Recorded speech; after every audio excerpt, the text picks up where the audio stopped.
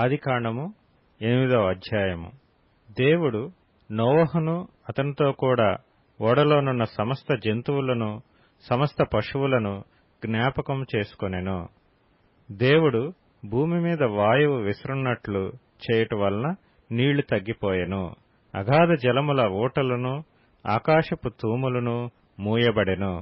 ఆకాశము నుండి కురియుచున్న ప్రచండ వర్షము నిలిచిపోయెను. అప్పుడు నీళ్లు భూమి మీద నుండి క్రమక్రమముగా తీసిపోవుచుండెను. 150 దినములైన తరువాత నీళ్లు తగ్గిపోగా 7వ నెల 17వ దినమున ఓడ అరారాతు కొండ మీద నిలిచెను. నీళ్లు 10వ నెల వరకు క్రమముగా తగ్గుచూ వచ్చెను. 10వ నెల మొదటి దినమున కొండల శిఖరములు కనబడెను. 40 దినములైన తరువాత నోవహు తాను చేసిన ఓడ కిటికీ తీసి ఒక కాకిని వెలుపలికి పోవిడిచెను. అది బయటకు వెళ్లి భూమి మీద నుండి నీళ్లు ఇంకిపోవు వరకు ఇటు అటు తిరుగుచుండెను. మరియు నీళ్లు నేలమీద నుండి తగ్గినవో లేదో చూచుటకు అతడు తన యొద్ద నుండి నల్ల పావురమొకటి వెలుపలికి పోవిడిచెను. నీళ్లు భూమి అంతటి మీద నున్నందున తన అరకాలు నిలుపుటకు దానికి స్థలము దొరకలేదు గనుక ఓడలోనున్న అతని యొద్దకు తిరిగి వచ్చెను. అప్పుడు అతడు చెయ్యి చాపి దాని పట్టుకొని ఓడలోనికి తీసుకొనెను.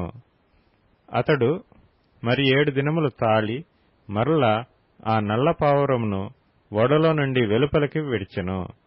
సాయంకాలమున అది అతని యొద్దకు వచ్చినప్పుడు త్రుంచబడిన ఒలీవ చెట్టు ఆకు దాని నోట నుండెను.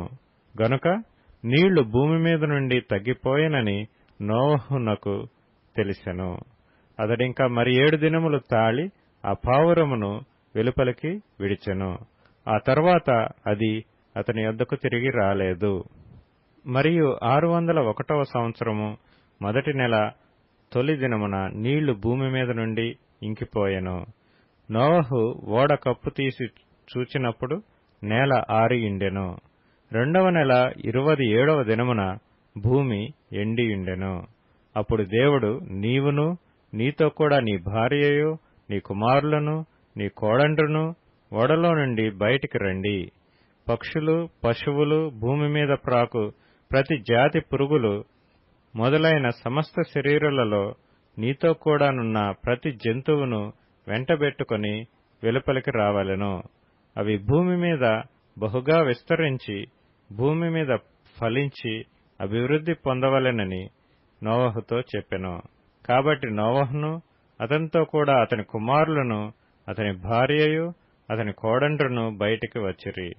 ప్రతి జంతువును ప్రాకు ప్రతి పురుగును ప్రతి పిట్టయు భూమి మీద సంచరించున్నవన్నీయు వాటి వాటి జాతుల చొప్పున ఆ ఓడలో నుండి బయటికి వచ్చెను.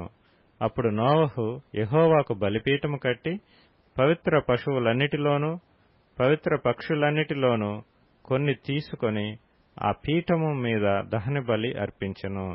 అప్పుడు యెహోవా ఇంపైన సువాసనను ఆఘ్రానించి ఇక మీదట నరులను బట్టి భూమిని మరలా శపించెను.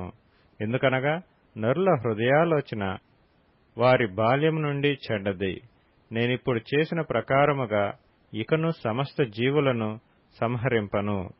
భూమి నిలిచియున్నంత వరకు వెదకాలమును కోతకాలమును శీతోష్ణములను వేసవి శీతకాలములను రాత్రింబగళ్లను ఉండక మానవని తన హృదయములో అనుకొనెను.